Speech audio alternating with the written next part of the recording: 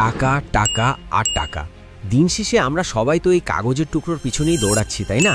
তেতো হলেও সত্য, আমাদের এই সমাজে যার পকেটে মাল আছে তার কথার দাম আছে, আর যার পকেট ফাঁকা তাকে কেউ গুনতেও ধরে না। গতকালই হয়তো ফেসবুকে দেখেছেন পাশের বাসার অমুক ভাই ফরেক্স ট্রেডিং করে লাল টকটকে গাড়ি কিনে ফেলেছে, গ্রামে দালান উঠাচ্ছে। আর এসব দেখে আপনার বুকের ভেতরটা হু হু করে উঠছে। মনে হচ্ছে, ইস, আমি যদি ফরেক্সটা বুঝতাম তাহলে আর বসের ঝাড়ি খেয়ে এই 9টা 5 আর চাকরি করা লাগতো না, অথবা বেকারত্বের অভিশাপ থেকে মুক্তি পেতাম। কিন্তু সমস্যা হলো ফরেক্সের ফও আপনি জানেন না। গত ভিডিওগুলোতে কমেন্ট বক্সে আপনারা রীতিমতো ঝড় তুলে দিয়েছেন, তাই আপনাদের চাপে পড়ে বাধ্য হলাম এই ভিডিওটা বানাতে। আজকের ভিডিওতে ফরেক্স ট্রেডিংয়ের নারী নক্ষত্র মানে এটা আসলে কি, কিভাবে কাজ করে, কারেন্সির দাম কেন বাড়ে বা কমে, এটা কি জুয়া নাকি ব্যবসা, কত টাকা হলে নামতে পারবেন এবং আপনি আদৌ এটা পারবেন কিনা, সবকিছু একেবারে হাতে কলমে বাচ্চাকে বোঝানোর মতো করে বুঝিয়ে দেব। আর ভিডিওর একদম শেষে এমন একটা গোপন তথ্য ফাঁস করব যেটা ফরেক্স কোম্পানিগুলো কোনোদিনও চায় না আপনি জানুন, কারণ এটা জানলে তাদের ব্যবসা লাটে উঠতে পারে। তাই নিজের পারে কুড়াল মারতে না চাইলে ভিডিওর একটা সেকেন্ডও স্কিপ করবেন না। চলুন শুরু করা যাক। চলুন শুরু করি একেবারে বেসিক দিয়ে। ফরেক্স শব্দটা শুনলেই মনে হয় রকেট সায়েন্স, আসলে তা না। এর পূর্ণরূপ হলো ফরেন এক্সচেঞ্জ বা বৈদেশিক মুদ্রার লেনদেন। সোজা বাংলায় এক দেশের টাকা দিয়ে আরেক দেশের টাকা কেনা বেচা করা। ব্যাপারটা পানির মতো সহজ করতে আমাদের সেই পুরনো বন্ধু মিন্টু মিয়াকে ডেকে আনি। ধরুন মিন্টু মিয়া কাঁচা বাজারে গেল, সে দেখল আজ বাজারে আলুর দাম 20 টাকা কেজি। সে বুদ্ধি করে 100 কেজি আলু কিনে স্টোর করে রাখল। 2 দিন পর বাজারে আলুর সংকট, দাম বেড়ে হলো 30 টাকা। মিন্টু মিয়া ঝটপট সব আলু বিক্রি করে দিল। ফলাফল, সে কেজিতে 10 টাকা লাভ করল। ফরেক্স ট্রেডিং ঠিক এই আলুর ব্যবসার মতোই, তফাৎ শুধু একটাই, এখানে মিন্টু মিয়া পচা আলু পটল কেনাবেচা করে না, এখানে কেনাবেচা হয় বিভিন্ন দেশের কারেন্সি বা মুদ্রা, যেমন আমেরিকান ডলার, ইউরোপের ইউরো, ব্রিটিশ পাউন্ড বা জাপানিজ ইয়েন। আপনি কম দামে কিনবেন, দাম বাড়লে বেচে দিবেন, সিম্পল বিজনেস। কিন্তু এখানে একটা বিরাট প্রশ্ন আছে যেটা আপনারা সবসময় করেন, ভাই আলুর দাম বাড়ে কারণ আলুর সিজন শেষ, কিন্তু ডলার বা ইউরোর দাম কেন বাড়ে বা কমে? এর পেছনে কলকাঠি না রেখে খুব মনোযোগ দিয়ে শুনুন, কারণ এই জায়গাটাই হলো ফরেক্সের হার্ট বা হৃদয়। কারেন্সির দাম এমনি এমনি বাড়ে না, এর পেছনে প্রধানত 3টি বড় কারণ থাকে। 1, দেশের ইকোনমি। একটা দেশকে আপনি একটা বিশাল কোম্পানি হিসাবে চিন্তা করুন। ধরুন আমেরিকা একটা কোম্পানি, যদি আমেরিকার জিডিপি বাড়ে, বেকারত্ব কমে এবং ব্যবসা বাণিজ্য ভালো চলে, তার মানে কোম্পানি হিসাবে আমেরিকা শক্তিশালী হচ্ছে। তখন সারা বিশ্বের মানুষ আমেরিকায় ইনভেস্ট করতে চাইবে, আর আমেরিকা ইনভেস্ট করতে হলে তো ডলার লাগবেই। তখন ডলারের ডিমান্ড বাড়বে, আর ডিমান্ড বাড়লে দামও বাড়বে। 2, ইন্টারেস্ট রেট বা সুদের হার। এটা হলো সবচেয়ে বড় গেম চেঞ্জার। ধরুন আমেরিকার সেন্ট্রাল ব্যাংক ঘোষণা দিল যে যারা ব্যাংকে ডলার রাখবে তাদের এখন থেকে বেশি সুদ দেওয়া হবে। তখন আপনি আমি কি করব?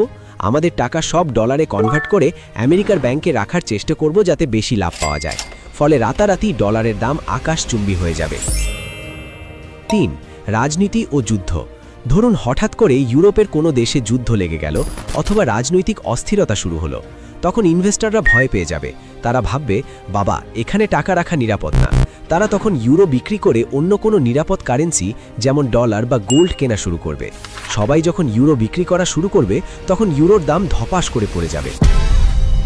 তাহলে বুঝলেন তো, ফরেক্স শুধু গ্রাফের লাল সবুজ বাতি না, এটা পুরো বিশ্বের অর্থনীতি, রাজনীতি আর খবরের এক বিশাল জগাখিচুড়ি। আপনি যদি নিউজ না রাখেন, শুধু আন্দাজে ট্রেড করেন, তাহলে আপনি ফরেক্স ট্রেডার না, আপনি একজন অন্ধ জুয়ারি। এই প্রসঙ্গেই একটা সিরিয়াস কথা বলি, যারা শর্টকাটে বড়লোক হতে গিয়ে জুয়ার অ্যাপস ইনস্টল করে বা বাইনারি ট্রেডিংয়ে আপ ডাউন খেলছেন, তাদের কান্না দেখতে চাইলে আমার আই বাটনে বা ডিসক্রিপশনে দেওয়া ভিডিওগুলো দেখে আসুন এবং কমেন্ট বক্সগুলো চেক করুন। আপনাদের চোখ কপালে উঠে যাবে। ওগুলো ট্রেডিং না, ওগুলো হলো ডিজিটাল ক্যাসিনো। যাই হোক, মূল কথায় ফিরি। ফরেক্স মার্কেট কাজ করে কিভাবে?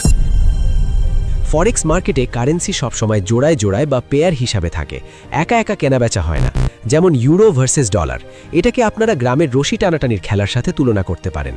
এক পাশে শক্তিশালী ইউরো টিম, আরেক পাশে শক্তিশালী ডলার টিম। মাঝখানে একটা দড়ি আছে যেটাকে আমরা বলি প্রাইস বা দাম।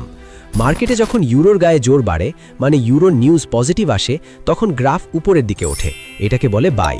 আর যখন ডলারের গায়ে জোর বাড়ে, তখন গ্রাফ নিচের দিকে নামে, এটাকে বলে সেল। আপনাকে শুধু প্রেডিক্ট করতে হবে আজকে কে জিতবে, ষাঁড় নাকি ভাল্লুক। যদি আপনার ধারণা ঠিক হয়, তাহলেই আপনার পকেটে ডলার ঢুকবে।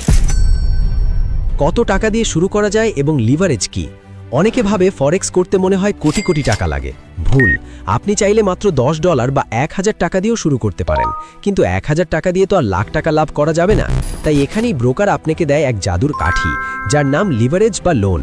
ব্রোকার বলবে, মিন্টু ভাই তোমার আছে $10, সমস্যা নেই, আমি তোমাকে 1:1000 লিভারেজ দিচ্ছি, মানে তুমি এখন $10 দিয়ে $10,000 সমান ট্রেড করতে পারবে। শুনতে খুব ভালো লাগছে তাই না? মনে হচ্ছে ব্রোকার আপনার আপন দুলাভাই। কিন্তু সাবধান, লিভারেজ হলো দুধারী তলোয়ার। এটা দিয়ে যেমন লাভ 10 গুণ বেশি হয়, তেমনি লস হলেও 10 গুণ গতিতেই হবে। নতুনরা এই লিভারেজের লোভে পড়েই অ্যাকাউন্ট জিরো করে ফেলে। ফরেক্স কি জুয়া নাকি ব্যবসা? মিন্টু মিয়া যদি কোনো অ্যানালিসিস না করে, নিউজ না দেখে শুধু কয়েন টস করে ট্রেড বসিয়ে দেয়, তাহলে সেটা 100% জুয়া। কিন্তু আপনি যদি মানি ম্যানেজমেন্ট করেন, রিস্ক রিওয়ার্ড রেশিও মেনে চলেন এবং স্কিল ডেভেলপ করেন, তাহলে এটা পৃথিবীর সবচেয়ে স্মার্ট বিজনেস। আর যারা শেয়ার বাজার বা স্টক মার্কেট সম্পর্কে জানতে চান, মানে কোম্পানির মালিকানা কিনে ভালালভাবে ব্যবসা করতে চান, তারা আই বাটনে দেয়া আমাদের শেয়ার বাজারের বিস্তারিত ভিডিওটি দেখে আসতে পারেন। ওখানে সব পানির মতো বোঝানো আছে।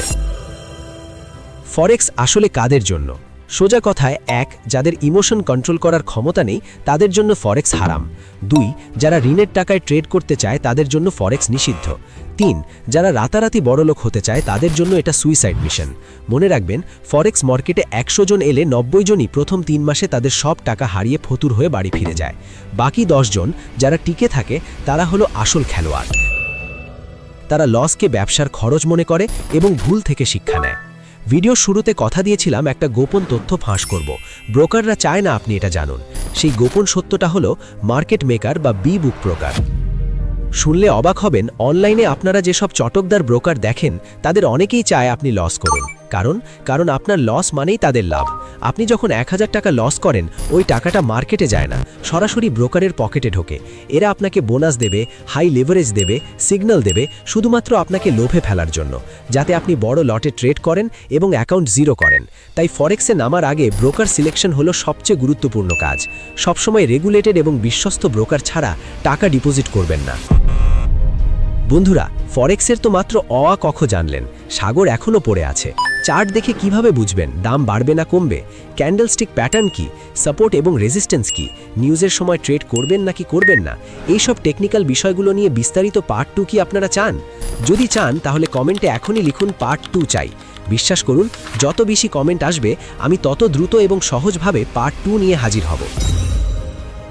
আমি আপনাদের সাবস্ক্রাইব করতে বলবো না, কিন্তু আপনি যদি মিন্টু মিয়ার স্ক্যামারদের ফাঁদে পা দিয়ে সব হারাতে না চান এবং নিজের পকেটের টাকা বাঁচাতে চান, তাহলে এই চ্যানেলের সাথে কানেক্টেড না থাকাটা হবে আপনার জীবনের অন্যতম বড় ভুল। কারণ আমরাই এখানে সত্যটা মুখের উপর বলে দিই, কোনো রাখাঢাকি রাখি না। সিদ্ধান্ত আপনার, শিখবেন নাকি ধরা খাবেন। দেখা হবে পরের ভিডিওতে। ততক্ষণ নিজের টাকা বুদ্ধি খাটিয়ে ইনভেস্ট করুন, কারোর কথায় কান দেবেন না, এমনকি আমার কথাও না। আল্লাহ হাফেজ।